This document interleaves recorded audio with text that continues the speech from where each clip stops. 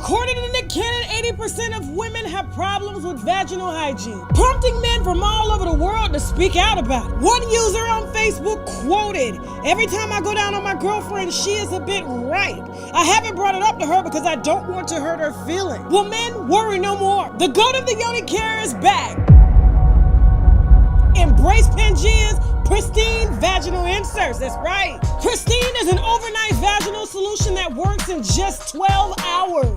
Pristine will balance your pH and get rid of all that odor and itch. All you're going to do is take one capsule. You're going to insert it south, not north, but south inside, and wait for that bad boy to dissolve. Over 830 women have used Embrace Pangea's pristine vaginal inserts and have had great things to say. Now get pristine at lovepristine.com and be sure to check out a lot of the reviews at lovepristine.com. So when it comes to R.Kelly, I have to ask, like, the political factor in this is them being able to go after him during a very financial, vulnerable moment that he was in when the world finally was up against it. Because you got to remember, when the first sex tape came out and he caught them charges, they had the whole world against them.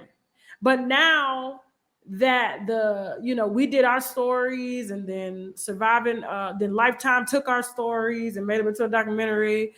And then now everybody's just milking this for what they can get. It was prime reason for them to go in right now, because it was going to be easier to sway a jury. Okay, jury's not going to care about the facts, because let's be honest, they can sit up and say they don't know anything about the case, they don't know anything about R. Kelly, but it's all bullshit. A lot of juries like to get out of work. And preside over these high-profile cases and shit like that. And trust me, they already come in with minds that are made up. They're normal people, just like you and I. How when we see something, we make a determination and opinion. Guess what? Ain't nothing changing our mind unless it's something that's catastrophic. Okay, like, wow. Oh, okay, I'm gonna change my mind here. I see what's going on. And so I just don't understand why his lawyers would allow him to go from state to state. So we're talking about New York. Now he's in Chicago. He gets 30 years out of New York. They extradite him to Chicago. Now he's facing up to 100 years. So they're gonna pile that sentence on that. So which means even if his appeal comes through and overturned, he's still got to move to Chicago and serve that time. Then he's got another case in Minnesota, I believe, and then one in Georgia, and I believe one in Texas, if I'm not mistaken. So they're just going to be extraditing him to these jury trials. And I know for a motherfucking fact, there's a plea deal on the table. There's always a plea deal on the table.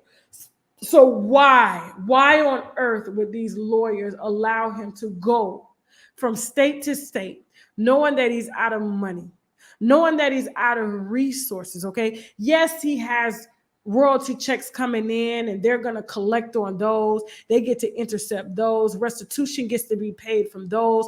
Court fees gets to be paid from those.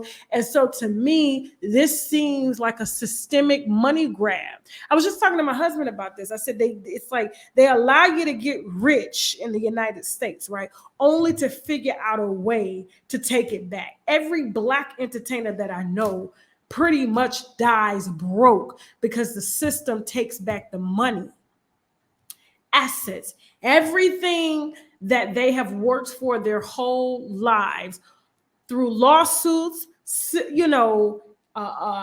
criminal suits, taxes, you name it. Okay, they're gonna figure out a way to get that motherfucking money back. If Michael Jackson dies broke, that should tell you something. I've noticed it's been systemic. Now, however, yes, R. Kelly should sit in jail, but at this point, it's overkill. The man is not going to get out until he's over 80 years old, maybe 90 if he lives that long. So I just don't understand why his lawyers won't say, you know what, just throw in the towel, take the plea deal. We can negotiate some parole, negotiate that you register as a sex offender. So You don't have to serve 30 years. They say 30 years with the possibility of parole based on your good behavior. And we can call all these cases even because you can parole in each state. Why take them to jury trial and use excess funds? Don't let them testify. Let these people get up and continue to inflate stories. Let the media continue to convince these jurors that, you know, this man does not belong on the street. And guess what? We get restitution for the victims, we get court costs, we get lawyer fees, and he serves a consecutive sentence along with another consecutive sentence. And it's like, it's not making sense at this point. It's not making sense. Listen, I'm not saying, listen, R.Kelly deserves to be in fucking jail. I helped put him there. Listen, that's not what I'm saying. But what I'm saying is, why use resources when you know motherfucking well that this jury is going to convict you? And when they do, you are going to get years on years on years. The man is in his 50s. He's not getting out on the first sentence until he's over 80 years old. And then he goes to Chicago, per his lawyers, to take a jury trial in another case and gets more years popped up on that. It's just like the DC sniper. It's just like, Shay, I need that mosquito lotion. They tearing my legs up right now. Huh? Yeah, they tearing me up. They hungry. So, like, I just don't understand that. It's time to plea out at this point. Listen, we're not going to keep extraditing you across state lines. We can do the plea from here, let him sign, let him parole out on each, and be done with that. But it's overkill at this point. It's just like the DC sniper.